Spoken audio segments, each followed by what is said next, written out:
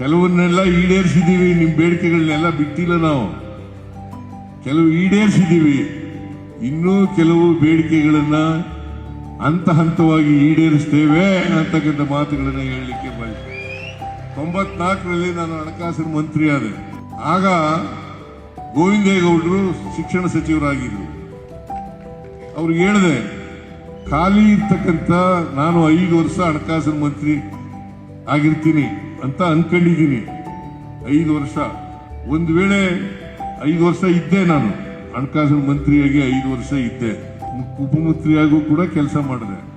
ಆಗ ಗೋವಿಂದೇಗೌಡರಿಗೆ ಕರೆದು ಹೇಳಿದೆ, ಪ್ರತಿ ವರ್ಷ 20,000 ಜನ ಉಪಾಧ್ಯಾಯರುಗಳನ್ನು ನೇಮಕ ಮಾಡೋಣ, ಖಾಲಿ ಇರ್ತಕ್ಕಂಥ ಎಲ್ಲ ಹುದ್ದೆಗಳನ್ನು ಕೂಡ ಭರ್ತಿ ಮಾಡೋಣ ಅಂತೇಳಿ 1 ಲಕ್ಷ 5 ವರ್ಷದಲ್ಲಿ 1 ಲಕ್ಷ ಉಪಾಧ್ಯಾಯರುಗಳನ್ನ ನೇಮಕ ಮಾಡತಕ್ಕಂಥ ಕೆಲಸವನ್ನ ಮಾಡೋದು. ಸರ್ಕಾರಿ ನೌಕರರಿಗೆ 50% ನೀಡೋದು ಜಾಸ್ತಿ, ನೀವೇ ಜಾಸ್ತಿ, 50%ಗಿಂತ ಜಾಸ್ತಿ ಇದ್ದೀರಿ. ಸರ್ಕಾರಿ ನೌಕರರು ಸುಮಾರು 7 ಲಕ್ಷ ಚಿಲ್ಲರೆ ಸರ್ಕಾರಿ ನೌಕರರಿದ್ರೆ ಅದರಲ್ಲಿ ನೀವೇ ಅರ್ಧಕ್ಕಿಂತ ಜಾಸ್ತಿ ಇದ್ದೀರಿ. ನಾನು 6ನೇ ಆಯೋಗ ಮಾಡಲಿಲ್ವಾ, ಜಾರಿ ಕೊಡ್ಲಿಲ್ವಾ? 7ನೇ ಆಯೋಗ ಜಾರಿ ಕೊಡ್ಲಿಲ್ವಾ? ಅವತ್ತೇನಾದ್ರೂ ಹಿಂದೆ ಕೊಡದ್ವಾ?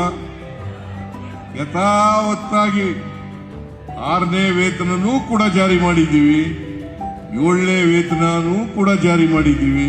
ನಿಮ್ಮ ನ್ಯಾಯಯುತ ಬೇಡಿಕೆಗಳನ್ನ ಈಡೇರಿಸತಕ್ಕಂಥ ಪ್ರಾಮಾಣಿಕ ಪ್ರಯತ್ನವನ್ನ ಮಾಡ್ತೇನೆ.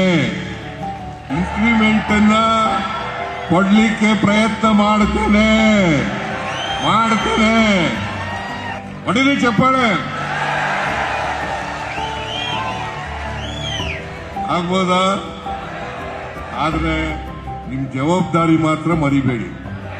ಆಗ್ಬೋದಾ? ಯಾಕಂತಂದ್ರೆ ಬಹಳ ಜನ ಈಗ ಶಿಕ್ಷಣ ಓದ್ದವರು ಕೂಡ ಮೌಢ್ಯಗಳನ್ನ ಆಚರಣೆ ಮಾಡ್ತಕ್ಕಂಥ ಕೆಲಸವನ್ನ ಮಾಡ್ತಾರೆ. ಮೌಢ್ಯಗಳನ್ನ ನೀವು ಆಚರಣೆ ಮಾಡಬೇಡಿ. ಯಾಕಂತಂದ್ರೆ ಪ್ರಾಥಮಿಕ ಶಾಲಾ ಶಿಕ್ಷಕರಿದ್ದಾರಲ್ಲ, ನಿಮ್ಮ ನಡವಳಿಕೆ ಇದೆಯಲ್ಲ, ನಿಮ್ಮ ನಡವಳಿಕೆ ದೊಡ್ಡ ಪ್ರಭಾವವನ್ನ ಮಕ್ಕಳ ಮೇಲೆ ಬೀರ್ತದೆ ಅಲ್ವಾ? ಅಂದ್ರೆ ನೀವು ಯಾವ ಕಾರಣಕ್ಕೂ ಕೂಡ ನಿಮ್ಮ ನಡವಳಿಕೆ ಶುದ್ಧವಾಗಿರಬೇಕು. ನೀವೆಲ್ಲ ಮಕ್ಕಳಿಗೂ ಕೂಡ ವೈಜ್ಞಾನಿಕತೆ ಮತ್ತು ವೈಚಾರಿಕತೆಯನ್ನು ಕಲಿಸಿದ್ರೆ ಸಮಾಜ ಸುಂದರವಾಗುತ್ತಲ್ವಾ? ಸುಭದ್ರ ನಾಡನ್ನ ಕಟ್ಟಲಿಕ್ಕೆ ಸಾಧ್ಯ ಆಗುತ್ತಲ್ವಾ? ಸುಭದ್ರ ದೇಶವನ್ನ ಕಟ್ಟಲಿಕ್ಕೆ ಸಾಧ್ಯ ಆಗ್ತದಲ್ವಾ? ಜಾತ್ಯತೀತ ಸಮಾಜವನ್ನು ನಿರ್ಮಾಣ ಮಾಡಲಿಕ್ಕೆ ಸಾಧ್ಯ ಆಗ್ತದಲ್ಲ? ಹೌದಲ್ಲ? ಅದನ್ನೇ ಮಾಡಬೇಕಾಗಿದೆ.